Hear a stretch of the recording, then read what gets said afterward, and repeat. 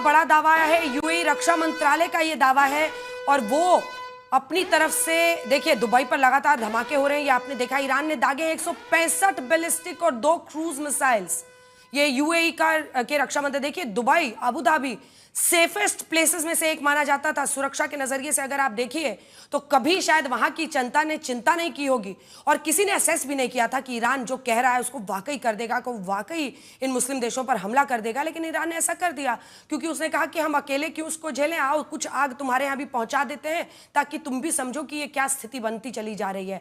अब यूएई रक्षा मंत्रालय का ये बड़ा दावा है। अशोक जी, इस पर आपका रिस्पॉन्स, जल्दी से अपनी बात कंप्लीट करें।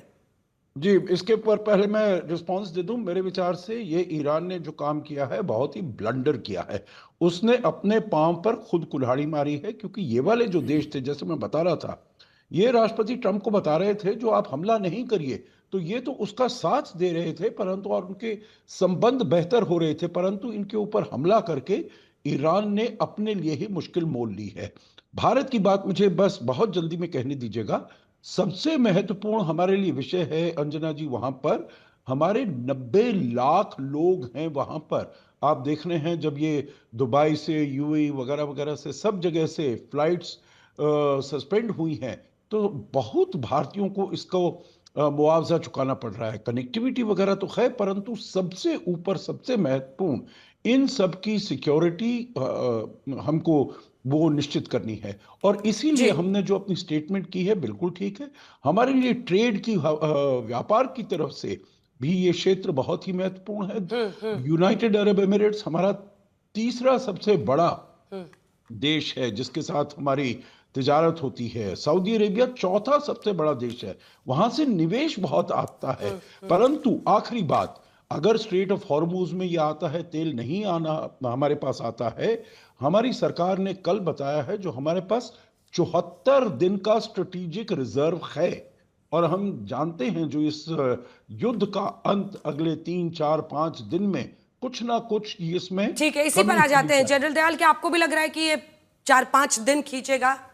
देखिए, खींचेगा 5-6 दिन तो युद्ध खींचेगा, क्योंकि जो लीडरशिप जिसको प्रमोट करना होगा अमेरिका ने, उस लीडरशिप से वो निगोशिएशंस में होगी। एक सेकंड लाइन हार्डलाइनर लीडरशिप है। सबसे बड़ा डर अंजना ये है कि इनके पास एनरिच्ड यूरेनियम अगर है तो वो वेपन ग्रेड में नहीं है, उसको आप डिलीवर नहीं कर सकते बिकॉज वो आपको एलिमिनेट कर देंगे।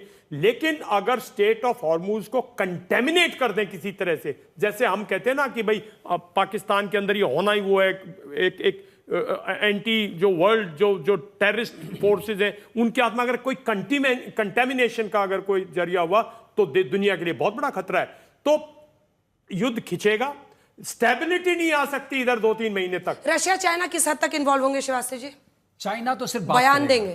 चाइना और रशिया भी कोई साजो सामान नहीं देगा। हाँ। लेकिन एक बात जरूर है, जो 440 किलोग्राम की हम बात कर रहे थे पिछले, जब पहला जून 25 में अटैक हुआ था, अब सबसे बड़ी चीज है कि डर्टी बॉम्ब को आप एब्सोल्युटली रूल आउट नहीं कर सकते। वो सबसे बड़ा खतरा है। अगर वो चला दिया गया, जो अभी आज उन्होंने कहा है कि फतह 2 को हम बाहर निकाल रहे हैं। फतह 2 जो है हाइपरसोनिक मिसाइल है और उसकी रेंज 1500 किलोमीटर तक है, लेकिन वो टर्मिनल फेज में मैनोवर भी करती है। इसलिए उसको इंगेज करना, कोई भी defence system, air defence system ये नहीं बता सकता कि उसको हम पॉजिटिवली 100% इंगेज करेंगे। अगर वो लीक थ्रू होता है और उसके अंदर अगर इस तरह की कोई उन्होंने डर्टी बॉम्ब का वो किया हुआ है एज ए डेस्परेट, एंड वो वंदे से ना, जब पुश कम्स टू शव, तब उसमें बहुत खतरा पैदा हो सकता है।